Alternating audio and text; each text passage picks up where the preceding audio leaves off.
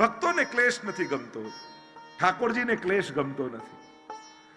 એટલે વિદુરજીએ વિચાર કર્યો કે ભાઈઓ ભાઈઓ લડે એ જોવા કરતા હું તીર્થયાત્રા કરવા નીકળી જાઉં. અને વિદુરજી સપત્નીક યાત્રા કરવા નીકળી ગયા.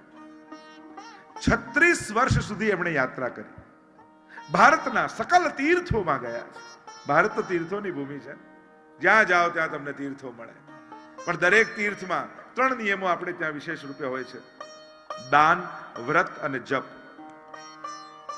અહીંયા કયું દાન કરવું, કયા મંત્રનો જાપ કરતા રહેવું અને કયું વ્રત કરવું, આ ત્રણેયના નિયમો પાળતા પાળતા વિદુરજી શાસ્ત્રોમાં જે નિયમો કહ્યા છે તીર્થયાત્રા કરવાના, એ બધા જ નિયમોને પાળે છે.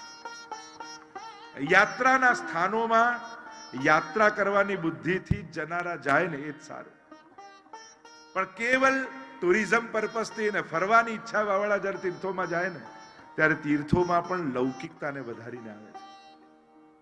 બને તો તીર્થોને તીર્થ બુદ્ધિથી જ જવું જોઈએ. એ ફરવાની જગ્યા નથી, એ આધ્યાત્મિક સાધનાના સ્થાનો છે. અને ત્યાં જો આધ્યાત્મિક બુદ્ધિથી નહીં જાઓ અને કેવલ લૌકિક બુદ્ધિથી, ફરવાની બુદ્ધિથી જશો તો ત્યાં પણ ક્યાંક લૌકિકતા વધારીને આવશે. એટલે જ આપણે ત્યાં જે વસ્તુનું જે રીતે ડેવલપમેન્ટ થવું જોઈએ એ રીતે જ થવું જોઈએ.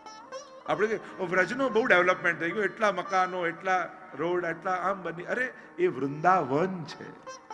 વનનું ડેવલપમેન્ટ વનની જેમ જ થવું જોઈએ, શહેરનું ડેવલપમેન્ટ શહેરની જેમ થવું જોઈએ, ગામનું ડેવલપમેન્ટ ગામની જેમ થવું જોઈએ. જે વસ્તુ જે રૂપમાં છે એ જ રૂપમાં એનો વિકાસ થવો જોઈએ. એટલે વ્રજમાં જ્યારે પણ જાઓ એ ઠાકોરજીનું વન છે. અને એ જ રીતે બીજું કાંઈ બહુ ન કરી શકો તો એક ઝાડ ઉગાડીને તો આવશો, એક છોડ લગાડીને તો આવજો. તમારા જે પણ ચોબાજી હોય, ગોર હોય, કાંઈ નહીં તો એમના આંગણામાં એક વાવીને આવો અને કહેજો બીજું તો કાંઈ નહીં, આને સાચવજો. અને ભાવ એ કરજો, આ કોઈ છોડ નથી, આ હું મારી જાતને વાવીને આવું છું, મારો વ્રજવાસ થાય એવો ભાવ રાખીને આવું છું. આવા નાના નાના સંકલ્પો પણ જો આપણે કરીએ, કેમ કરીને વ્રજ વ્રજ બનેલું રહે એનો વિચાર આપણે બધાએ કરવો જોઈએ. અહીંયા તીર્થો યાત્રા કરવા માટે નીકળ્યા છે. જ્યારે પણ બને તો દર વર્ષે એકવાર, એક રાત્રિ પણ કોઈ તીર્થમાં વાસ જરૂર કરવો જોઈએ. એમ કહેવાય છે કે તીર્થવાસ કરવાથી સમસ્ત પાપ નિર્મૂલ થાય છે. વ્યવસ્થાઓ બધી જ હોવી જોઈએ તીર્થમાં. તીર્થની વાત હું આ રીતે કરી રહ્યો, એનો અર્થ કોઈ અવ્યવસ્થા કરવી ને ગંદુ જ રાખવું કે કાચું જ રાખવું એવું નથી થતો.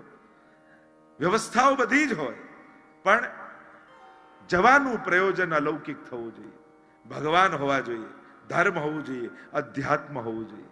અને આધ્યાત્મિક બુદ્ધિથી જ તીર્થવાસ થવો જોઈએ. અત્યારે જવું સહેલું થઈ ગયું છે, એટલે ઘણી વાર આપણે જઈ શકીએ છીએ, પણ ત્યાં જઈ બને તો કોશિશ કરો કે અલૌકિક કાર્યો જ આપણાથી થાય. તીર્થયાત્રા કરી રહ્યા છે, 36 વર્ષ સુધી યાત્રા કરી છે. અહીંયા યાદવા સ્થળી થઈ ગઈ, પ્રભુ સ્વધામ પધારી ગયા, પણ કોઈ સમાચાર વિદુરજીને નથી મળ્યા. યાત્રા કરતા કરતા ઉદ્ધવજી સાથે મેળાપ થયો અને ઉદ્ધવજીએ કહ્યું, આ રીતે યાદવા સ્થળી થઈ, કૌરવ પાંડવોના યુદ્ધ થયા, યાદવા સ્થળી થઈ અને દ્વારિકાધીશ પણ સ્વધામ પધારી ગયા. અને જ્યાં આ સાંભળ્યું કે દ્વારિકાધીશ છોડીને જતા રહ્યા, હૃદયમાં ખૂબ તાપ થયો કે પ્રભુ છેલ્લી ઘડી આપના દર્શને મને ન થયા. ઉદ્ધવજી કહેવા લાગ્યા, આપ કેવા ભાગ્યશાળી છો વિદુરજી. લોકો અંત સમયમાં પ્રભુને યાદ કરે, પણ પ્રભુ એમના અંત સમયમાં તમને યાદ કરતા હતા. મને કહ્યું છે વિદુરજી મળે તો એમને કહેજો મૈત્રેય મુનિને જઈને મળે. એમના માટે મેં ઉપદેશ રાખ્યા, સંદેશ રાખ્યા છે. ખૂબ તાપ થયો વિદુરજીને. અરે પ્રભુના મને દર્શન ન થયા, બાલ લીલાઓનું અવગાહન કર્યું છે. ગુઢારથી સવલો વસત, આપણે કહીએ ને 11 વર્ષ 52 દિવસ ઠાકોરજી બિરાજ્યા. દશમ સ્કંદમાં ક્યાંય એવું લખ્યું નથી કે 11 વર્ષ બિરાજ્યા. અહીંયા તૃતીય સ્કંદમાં જ્યારે વિદુરજી સાથે ઉદ્ધવજીના બાલ લીલાના ચરિત્રો ગાયા, ત્યાં લખ્યું છે કે 11 વર્ષ સુધી રહી ઠાકોરજીએ બ્રજમાં જે લીલાઓ કરી એ લીલાઓના ચરિત્ર ગાયા છે. આમ આજ્ઞા કરીને ગયા છે મૈત્રેય મુનિ પાસે. મૈત્રેય મુનિએ જ્યાં વિદુરજીને જોયા, કહ્યું, આવો યમરાજ, આવો ધર્મરાજ. ચોંક્યા વિદુરજી. હું આપને ઓળખું છું, આપ એ જ યમરાજનો અવતાર છો વિદુરજી. માંડવ્ય મુનિના શ્રાપને કારણે આપ દાસી પુત્ર રૂપે આપનો જન્મ થયો છે. માંડવ્ય મુનિની કથા આવી આવે છે. સુંદર સંવાદ થયો છે. મહાપુરુષો મળે ત્યારે કેવી ચર્ચા થાય. સંવાદ કરતા સુંદર પ્રશ્ન વિદુરજીએ કર્યો. જાણે આપણા બધાનો પ્રશ્ન ન હોય. પ્રશ્ન કરતા વિદુરજી બોલ્યા, સુખાય કર્માણિ કરોતિ લોકો ન તૈ સુખમ વાન્યદુપારમં વિન્દેત ભૂયસ્તતૈવ દુઃખમ યદત્ર યુક્તમ ભગવાન વદેન્નઃ સુખાય કર્માણિ કરોતિ લોકો. મહારાજ, દુનિયામાં દરેક માણસ સુખ માટે જ કામ કરે છે. કોઈ દુઃખ માટે મહેનત કરે છે? દુનિયાનો દરેક માણસ સુખ માટે જ કામ કરે, છતાં એના જીવનમાં દુઃખ કેમ આવે છે? ક્યાં ભૂલ કરી જાય છે? કોઈ માણસ દુઃખ માટે, આપણે નાના હોઈએ તો આપણને બધું શીખવાડે, આમ બેસાય, આમ બોલાય, આમ સંભળાય, આમ ખવાય. કોઈને નાનપણમાં કોઈ શીખવાડે છે, બેટા સુખ ઈચ્છવાનું ને દુઃખ નહીં ઈચ્છવાનું? આવું કોઈને સમજાવવું પડે છે? કોઈને પ્રેક્ટિસ કરાવવી પડે છે? અરે 1 મહિનાનું બાળક હોય ને, એને હાથમાં ચાવી આપો ને તો મોઢામાં નાખે. કારણ કે મોઢાથી જ એને સુખ ખબર હોય. એ સમયે બીજા સુખનું ભાન ન હોય, પણ એની ગતિ તો મુખ તરફ જ હોય, સુખ તરફ જ હોય. સુખ મેળવવાની આકાંક્ષા. અરે કોઈ ખરાબ કામ પણ, ચલો સુસાઇડ, મરી જવું તો સુખી થઈ જવું, ખરાબ પણ સુખ માટે જ કરે છે. કોઈ દુઃખ માટે મહેનત કરે છે કે મને થોડું દુઃખ મળી જાય એવું કંઈક કામ કરું? ના, દરેકને સુખની જ આકાંક્ષા. આપણને કોઈ વસ્તુ કે વ્યક્તિ જોડે ક્યારે લગાવ નથી હોતો. દુનિયાના દરેક માણસને કેવલ સુખ જોડે જ લગાવ છે. કોઈને દુઃખ જોડે લગાવ નથી.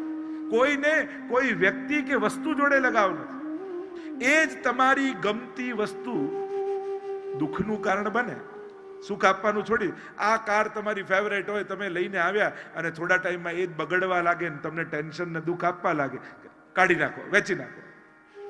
એ જ ગમતો વ્યક્તિ દુઃખ આપવા લાગે, તોડી નાખો સંબંધ, નથી જોઈતો. નજીકનો સગો હોય એને સંબંધ તોડી નાખીએ જ્યારે દુઃખ આપવા લાગે છે. ગમતીમાં ગમતી વસ્તુ હોય, દુઃખ આપવા લાગે તો એને ફેંકી દઈએ, કાઢી નાખી, વેચી નાખી. એટલે કે તમને લગાવ વસ્તુ કે વ્યક્તિમાં નહોતો, એનાથી મળતા સુખમાં હતો.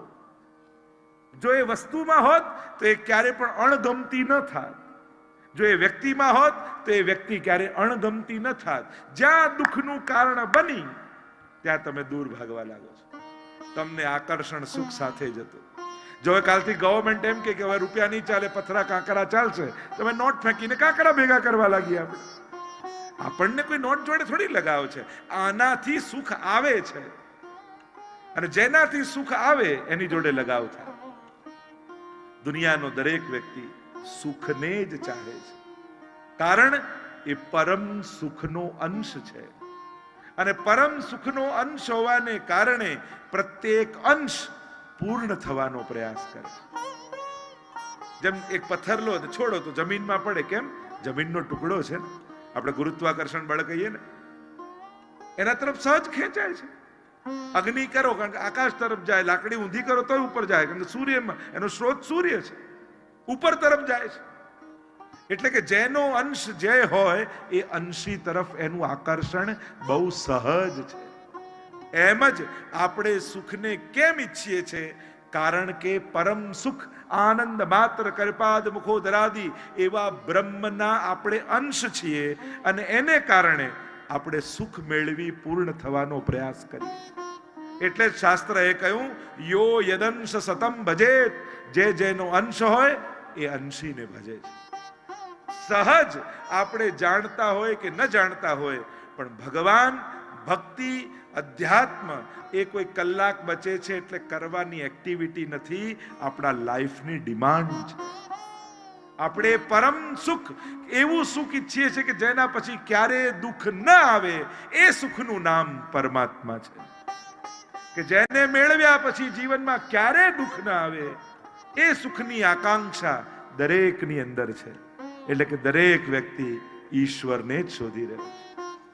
સમજ નથી ત્યાં સુધી પદાર્થો, વ્યક્તિઓ અને વસ્તુમાં આકર્ષણ છે. સમજાઈ જાય પછી ઈશ્વર તરફ એની ગતિ થવા લાગે. દુઃખ કેમ માણસને આવે છે? કહ્યું એટલા માટે દુઃખી થાય છે કે જ્યાં સુખ નથી ત્યાં સુખ શોધવાની કોશિશ કરે છે. આ સંસાર તો દુઃખમાં લે છે, દુઃખથી ભરેલો છે. અને જ્યાં સુખ નથી ત્યાં જો સુખ શોધવા જશો તો દુઃખ જ મળશે. સંસારની કોઈ પણ વસ્તુ, કોઈ પણ વ્યક્તિને પકડી રાખો, શાશ્વત નથી, એ ક્યારે પણ કાયમી સુખ નહીં આપી શકે. જે શાશ્વત છે એ જ કાયમી સુખનું કારણ થઈ શકે છે. અસોચ્યાનંદ સોચસ્ત્વમ પ્રજ્ઞાવાદાંશ ભાસસે ગતાસુ ન ગતાસુશ્ચ નાનું સોચંતિ પંડિતા. ગીતાજીમાં કહ્યું ને ભગવાન, ન શોક કરવાની વસ્તુનો તો શોક કરે છે. જે ખતમ જ થવાનું છે એ કાયમ રહે, એ આશા જ દુઃખના કારણમાં છે. અરે માણસની તકલીફ પણ, સુખ પણ આવે ને તો એ રાહ તો દુઃખની જ જુએ. કંઈક થોડા પૈસા મળે તો આપણે શું કહે, ભેગા કરી રાખો, દુઃખ આવશે ને ત્યારે કામ લાગશે. એટલે રાહ તો દુઃખની જ જોતા હોય. મૂળ વાત એ છે, સુખ મળ્યા પછી પણ એને ભોગવતા નથી આવડતું. ક્યાં સુખ છે એને સમજાતું નથી. દુઃખ અનેક પ્રકારથી જીવનમાં આવે છે અને દુઃખનું કારણ ક્યારેય કોઈ બીજો નથી હોતો, આપણે જ હોઈએ છીએ. જ્યાં સુધી દુઃખના કારણ તમે બીજાને માનતા રહેશો ને ત્યાં સુધી દુઃખ મોટું જ રહે છે. આને કારણે દુઃખ, પેલાને કારણે દુઃખ, આને કારણે. ક્યારે એવું થયું, મારા જ પાપો હું ભોગવી રહ્યો છું, આવો ક્યારે વિચાર આવે છે? કોહુ ન કાહુ સુખ દુઃખ કર દાતા, નિજ કૃત કર્મ ભોગ હી સબ્રાતા. માણસમાં એટલે જ કે કોઈ કોઈને સુખ નથી આપતું, કોઈ કોઈને દુઃખ નથી આપતું, બધા પોતાના કરેલા જ કર્મો ભોગવી રહ્યા છે. આ ગણિત ભૂલી જઈએ છે અને બીજાને કારણ માની લઈએ છે. અરે પેલા વ્યક્તિએ દુઃખ નથી આપ્યું, આપણને દુઃખ આપવા માટે પેલા વ્યક્તિને આપણા જ કર્મોએ પ્રેર્યા છે. દુઃખના કારણમાં જ્યારે પોતાની જાતને માનવા લાગશો ને પછી બહુ દુઃખ અઘરું નહીં લાગે. એમ થશે, લાવો હું જ આમાંથી, મેં કરેલું છે તો હું ભોગવી લઉં. ભોગવી લેવાથી સમાપ્ત થઈ જાય છે. એટલે જ મહાપ્રભુજી કહે છે, ત્રિદુઃખ સહનમ ધૈર્યમ. ત્રણેય પ્રકારના દુઃખોને સહન કરો. બીજું કારણ, સાચા દુઃખનું ભાન નથી એટલે આપણે બધા જ કલ્પિત દુઃખોમાં દુઃખી છીએ. તો કે સાચું દુઃખ કયું? અરે સાચું દુઃખનો અનુભવ જ્યારે થશે ને ત્યારે એ દુઃખમાં પણ પરમ આનંદ હશે. તો કે સાચું દુઃખ કયું? મનનું દુઃખ એ કલ્પિત દુઃખ છે અને આત્માનું દુઃખ એ શાશ્વત દુઃખ છે. અને આત્માનું દુઃખ મહાપ્રભુજી સમજાવે નિરોધ રક્ષણ ગ્રંથમાં, યચ્ચત દુઃખમ યશોદાયા નંદાદિનાંચ ગોકુલે ગોપિકાનામ તુ યદ દુઃખમ તદ દુઃખમ શ્યામ મમ ક્વચિત. જે મહાપ્રભુજી દુઃખ માંગે છે, જે દુઃખ યશોદાને થયું એ દુઃખ મને આપો. જે દુઃખ નંદ બાબાએ અનુભવ્યું એ દુઃખનો મને અનુભવ થાય. જે દુઃખ વ્રજ ભક્તોએ અનુભવ્યું એ દુઃખનો અનુભવ મને થાય. મારે મનનું દુઃખ નથી જોઈતું, મારે તો એ પરમાત્માથી વિખુટા પડે હજારો જન્મોનો અંતરાય થયો છે અને એ પ્રભુથી વિખુટા પડે અંતરાય થયો એનું જે આત્માનું પરમ દુઃખ છે એ અલૌકિક દુઃખનો મારે અનુભવ કરવો છે. અને જે ક્ષણે એ દુઃખનો અનુભવ થશે ને તો એ દુઃખના તાપમાં સમસ્ત કર્મો બળી જશે. તમે સમસ્ત કર્મોની સમાપ્તિ થઈ જશે જ્યારે પ્રભુના વિપ્રયોગના દુઃખનો અનુભવ થશે. ભક્તો તો વિપ્રયોગના દુઃખનો અનુભવ કરે છે, સંસારના અભાવના દુઃખનો અનુભવ નથી કરતા. તમે કુંભનદાસ, સુરદાસ, પદ્મનાભદાસ જુઓ, એમ લાગે એમની પાસે કાંઈ નથી. અરે એમને મેળવવું હોય તો ઘણા મોકા હતા, પણ એમને તો પરમાત્માની પ્રાપ્તિનો અનુભવ કરવો છે, એ સુખનો અનુભવ કરવો છે. તો એ પરમ દુઃખનો અનુભવ, સાચા દુઃખનો અનુભવ કલ્પિત દુઃખોને સમાપ્ત કર્યો છે. અનેક અનેક ચર્ચાઓ છે. અને અહીંયા આગળ સૃષ્ટિ સર્જનનો ઇતિહાસ પૂછ્યો છે. કહ્યું ભગવાનની નાભીમાંથી કમળ, કમળમાંથી બ્રહ્માજી મનુ અને શત્રુપાને પ્રગટ કર્યા. આ પ્રથમ દંપતી છે. જેમ બાઇબલમાં આદમ અને ઈવની વાત આવે છે, એમ ભાગવતમાં મનુ અને શત્રુપાની વાત છે. આ પ્રથમ દંપતી, પ્રથમ સ્ત્રી પુરુષ. કહ્યું કે મૈથુની સૃષ્ટિનો વિસ્તાર કરો. કહ્યું કે પૃથ્વી તો છે નહીં, સૌથી પહેલા પૃથ્વીને બ્રહ્માંડમાં પ્રસ્થાપિત કરો. એને તો હિરણ્યાક્ષ રસાતલમાં લઈ ગયો છે. અને એ જ સમયે બ્રહ્માજીની નાસિકામાંથી બોલો વરહા ભગવાન કી જય, વરહા ભગવાન કી જય. વરહા ભગવાનનું પ્રાગટ્ય થયું નાસિકામાંથી. શા માટે? કારણ કે પૃથ્વીને શોધવાની છે ને. પૃથ્વીનો ગુણ ગંધ છે અને ગંધ નાસિકાથી લેવાય, એટલે નાસિકાથી પ્રગટ થયા. કોણ પ્રગટ થયા? વર અહ. અહ એટલે દિવસ, વર એટલે શ્રેષ્ઠ. આપણા જીવનનો શ્રેષ્ઠ દિવસ કયો? જે દિવસે આપણા ઘરે ઠાકોરજી પુષ્ટાઈને પધાર્યા ને, એ આપણા જીવનનો શ્રેષ્ઠ દિવસ હતો. મિલે ગોપાલ સોહી દિનની કો. જે દિવસે પ્રભુનો પ્રવેશ આપણા જીવનમાં થયો, એનાથી શ્રેષ્ઠતમ દિવસ બીજો કોઈ ન હોઈ શકે. એ જ આપણા માટે વરહા છે. વર અહ શ્રેષ્ઠ દિવસ છે. જે ક્ષણે કથા કરાવવાની ઈચ્છા મનમાં પેદા થઈને, એ આપણા માટે વરહા છે, શ્રેષ્ઠ દિવસ છે. જે દિવસે કથામાં આપણે બેઠા છે, જો આ 7 દિવસ આપણા જીવનના બેસ્ટ ડે દિવસો છે, સર્વોત્તમ દિવસો છે. કારણ આ 7 દિવસ આપણા ભગવાનના સાનિધ્યમાં બેઠા છે. આનાથી ઉત્તમ ઘડી કઈ હોય? આજની ઘડી તે રડિયામણી, મારા વાલાજી પધાર્યાની વધામણી. એ જ ઘડી રડિયામણી છે જે ક્ષણે પ્રભુ જોડે આપણો મેળાપ થાય છે. વરહા શ્રેષ્ઠ દિવસ. હિરણ્યાક્ષનો વધ કર્યો છે, દાઢમાં ફસાવીને પૃથ્વીને લઈને આવ્યા, બ્રહ્માંડમાં પ્રસ્થાપિત કરી, ઋતુઓ બની, સુંદર સમયચક્ર બન્યો, અને હવે મૈથુની સૃષ્ટિનો વિસ્તાર થઈ શકે એવું વાતાવરણ બન્યું. એ વરહા ભગવાન આજે પણ સુકર ક્ષેત્ર છે. સોરમજી વ્રજમાં જાઓ ને, અને ત્યાં સ્નાન કર્યું, અને કાળા થઈ ગયેલા વિરણાક જોડે યુદ્ધ કરતે સમયે અને સ્નાન કરીને બહાર આવ્યા તો વરહા શ્વેત બન્યા. અને એ સમયથી શ્વેત વારાહ કલ્પનો પ્રારંભ થયો. ભૂદેવ આજે પણ સંકલ્પ કરાવે ને, હરિ ઓમ વિષ્ણુ વિષ્ણુ વિષ્ણુ શ્રીમદ ભગવતો મહાપુરુષ વિષ્ણુ વિષ્ણુ રાગરા પ્રથમ અદ્ય બ્રહ્મણે દ્વિતીય પરાર્ધે શ્વેત વારાહ કલ્પે. આ શ્વેત વારાહ કલ્પ ચાલી રહ્યો છે. અહીંયા આજ્ઞા કરી છે મનુ શત્રુપાને, મૈથુની સૃષ્ટિનો વિસ્તાર કર્યો. 3 દીકરી થઈ, આકુતિ, દેવહૂતિ ને પ્રસૂતિ. 2 પુત્ર થયા, પ્રિયવ્રત અને ઉત્તાનપાદ. આગળ ચર્ચા આવી છે, કરદમજી જોડે દેવહૂતિના વિવાહ થયા છે. વિવાહ થયા, એવો સંકલ્પ કર્યો હતો કે પુત્ર થશે એટલે હું સંન્યાસ ગ્રહણ કરી લઈશ. વિવાહ કરતાની સાથે ધ્યાનમાં બિરાજમાન, સમાધિમાં બિરાજી ગયા. દેવહૂતિએ ખૂબ સેવા કરી છે. પોતાનું શરીર ગાળી દીધું એવી સેવા કરી. ભાગવતમાં સમજાવ્યું સેવા કોને કહેવાય, કઈ રીતે કરાય. જેવી દેવહૂતિએ સેવા કરી. ગૌરવેણ આત્મશૌચેન દબેન ચ. સેવા કરવાની વિધિ બતાવી છે. સેવા કરવી કોને કહેવાય. દ્રષ્ટિ પડી કરદમજીની દેવહૂતિ પર, થયું મારી સેવા પાછળ પોતાનો દેહ ગાળી દીધો. કહ્યું જાઓ સરોવરમાં સ્નાન કરીને આવો. સ્નાન કરીને આવ્યા, સર્વાંગ સુંદર થયા, વિમાન તૈયાર કર્યું છે, વિહાર કર્યો વિમાનમાં. 9 કન્યા થઈ, અને 10મા પુત્ર રૂપે બોલો કપિલ નારાયણ ભગવાન કી જય. કપિલ નારાયણ ભગવાન કી જય. કપિલ ભગવાનનું પ્રાગટ્ય થયું. આ સાંખ્ય શાસ્ત્રના ઉપદેશક છે.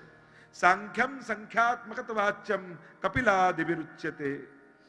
સંખ્યા પ્રમાણે 28 તત્વો અને 24 તત્વો અને પ્રકૃતિ પુરુષના ભેદ, શેશ્વર સાંખ્ય અને નિરીશ્વર સાંખ્ય, બંને પ્રકારના સાંખ્યો છે. ભાગવતમાં શેશ્વર સાંખ્યની વાત આવે છે. આજે પણ સિદ્ધપુર અને ત્યાં બિંદુ સરોવર છે. કરદમજીએ એવું તપ કર્યું કે ભગવાનની આંખમાંથી અશ્રુ બિંદુ પડ્યા, અને પ્રભુની આંખમાંથી બિંદુ પડ્યા એટલે એ સરોવરનું નામ બિંદુ સરોવર છે. સિદ્ધપુર જાઓ, આજે પણ માતાની પાછળની વિધિઓ સિદ્ધપુરમાં થાય છે.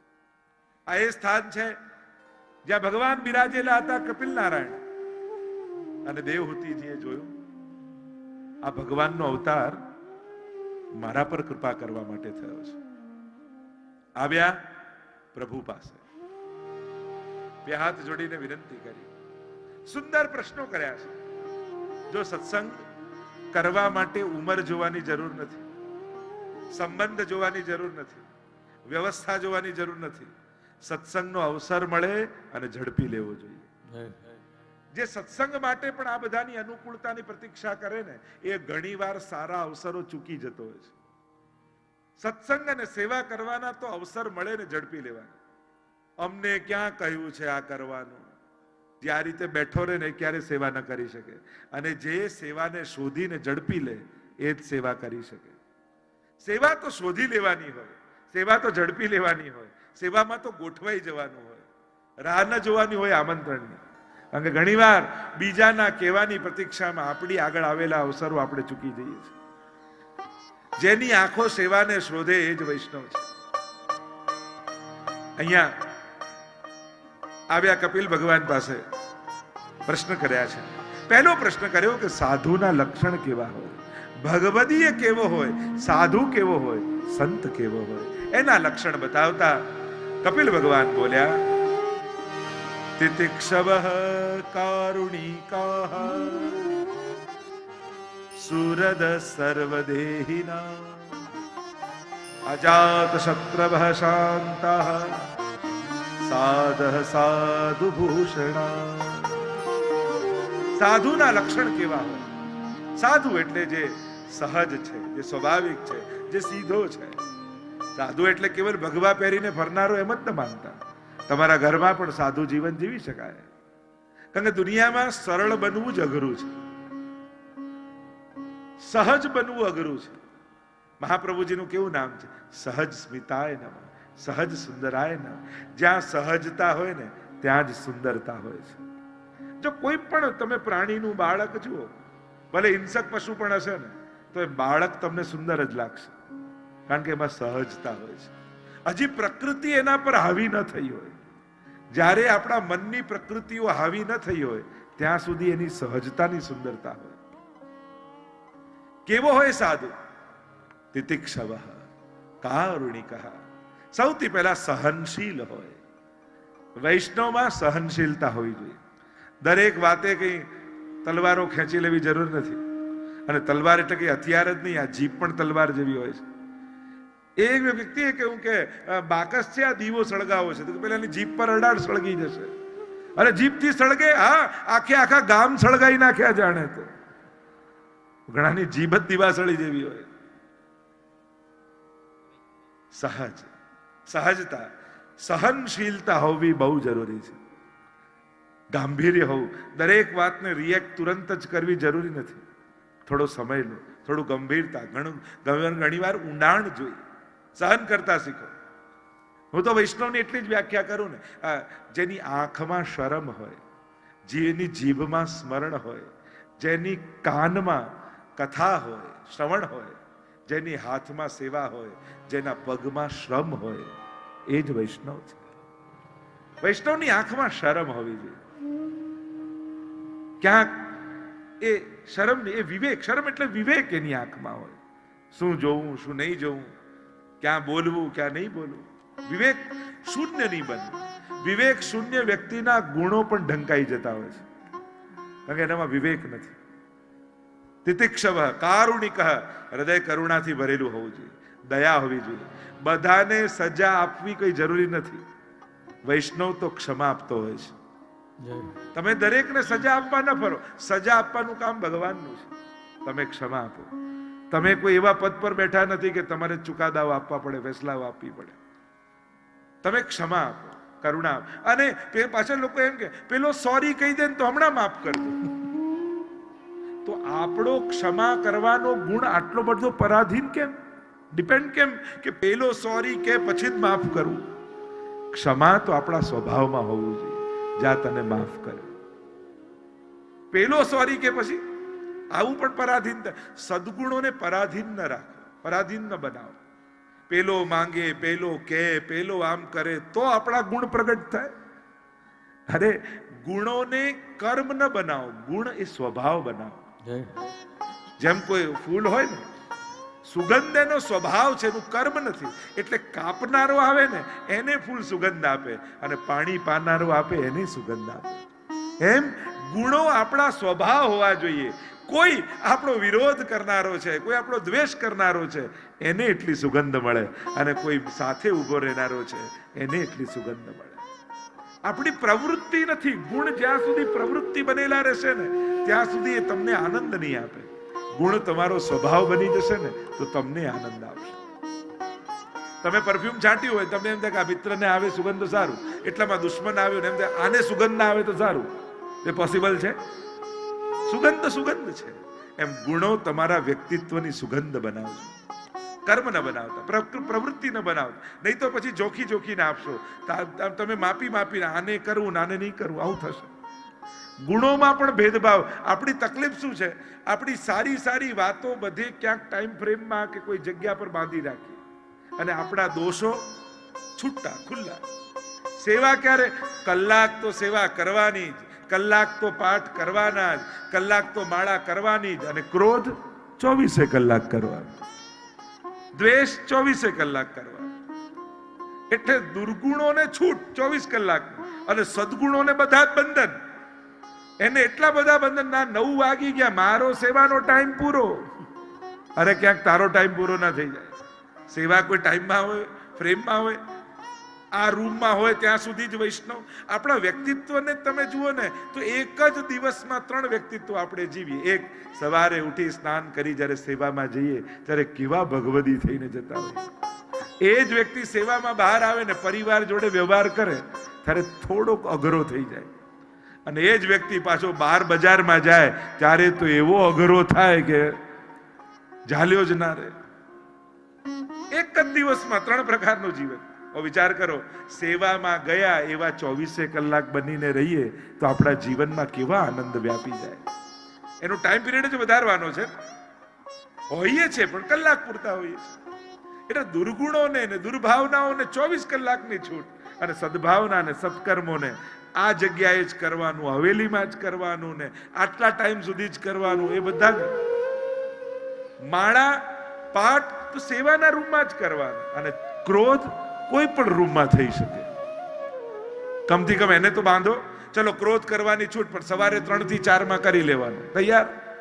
કોઈ જાગ્યું જ ના હોય, ક્યાં ક્રોધ કરે? મૂળ વાત એ છે, ચલો ક્રોધ આવે છે ને, પણ નક્કી કરો, ડ્રોઈંગ રૂમમાં ગુસ્સો આવ્યો તો એને કિચન કે બેડરૂમ સુધી નહીં લઈ જાઓ. આટલું તો નક્કી કરી શકો. જે ડેટ, જે તારીખમાં કોઈના ઉપર ખીજાયા એને તારીખ બદલાય પછી પૂરું કરી દેશો. બીજી તારીખમાં આગળ નહીં લઈ જાઓ. એટલું નક્કી. જે વ્યક્તિ પર ગુસ્સો આવ્યો એ ગુસ્સાને બીજા પર નહીં ઉતારો. ચલો આટલું નાનું નાનું તો નક્કી કરી, કમથી કમ કોઈક તો સીમા આવે. આપણા સ્વભાવને ક્યાંક કોઈક સીમા તો આપીએ. આ તો જ્યાં ફાવે ત્યાં. ઘરના લોકો કે હવે ખીજાવશો દુકાને ઉતારો છો ઘરે આવીને. ઘરના લોકો એમ. અને ઘરમાં તો એવું જ હોય ને, જ્યાં માણસને દંભ કરવાની જરૂર ન હોય ને ત્યાં જ પોતાના મૂળ સ્વભાવમાં છતો થાય. એટલે ઘણી વાર ઘરમાં લોકો એમ કે બહાર તો એવા આમ એટિકેટમાં ને મીઠું મીઠું બધા, અહીંયા જઈને બધો ગુસ્સો ઉતારો છે. તો અહીંયા જ ઉતારે ને, કારણ કે અહીંયા ઘરના છે એટલા માટે. અહીંયા એને નાટક કરવાની જરૂર નથી. અહીંયા તો જેવો છે એવો જ છતો થાય. અને ઘરમાં કઈ પતિ આવે એટલે પત્ની એમ કે આવો પ્રાણનાથ, બિરાજો સોફા ઉપર, તમારા માટે હું શું પેય લાવીને પીરસું. આવું કે આવો બેસો ને જમી લેજો ને તો ઠંડુ થઈ જશે. તો ઘરમાં તો આવું જ કે ને. ઘરના છે. લોકો એમ સમજે છે કે ઘરમાં, અરે ઘરમાં જ્યાં સ્વજનો છે ત્યાં જ તો માણસને કોઈ નાટકની જરૂર ન હોય. ત્યાં એ સહજ હોય, સ્વાભાવિક હોય, અને ત્યાં તો એ જ ચાલે. ત્યાં જો આવું સાંભળવા મળે ને કે આવો પ્રાણનાથ, એટલે પેલાને થાય કે આજે કંઈક મોટું થવાનું છે. આજે કોઈ આવા શબ્દોના પ્રયોગ. મૂળ વાત છે જ્યાં સહજતામાં. જો દુનિયામાં મોટા મોટા સંગઠનો ઉભા કરવા સહેલા છે, મોટી મોટી સંસ્થાઓ, તમે મહાપુરુષોના ઇતિહાસમાં જુઓ કેવા મોટા મોટા નેતાઓ મહાપુરુષો થયા. એમણે દુનિયામાં મોટા મોટા સંગઠનો ઉભા કર્યા, પણ ઘરના 5 ને તો એ ભેગા નથી રાખી શક્યા. દુનિયાના ઇતિહાસ જોશો ને તો ઘરના પાંચને એ સાથે નથી રાખી શકે. મોટા મોટા મહાપુરુષોના ઇતિહાસ જુઓ ને, જેમણે એમ કહ્યું કણ કણમાં ઈશ્વર છે, એને ઘરના પાંચમાં ઈશ્વર ના દેખાયો. વિચિત્રતા દુનિયાની એ જ છે. બહાર સારા બનીને ભેગા રાખવા સહેલું છે, સાચી ચેલેન્જ તો ઘરના 5-7 લોકોની વચ્ચે જ હોય છે. માણસ એ સ્વજનોની વચ્ચે સ્નેહના તાતણે જોડાયેલા રહેવું, એ જ અત્યારના સમયની સૌથી મોટી ચેલેન્જ છે.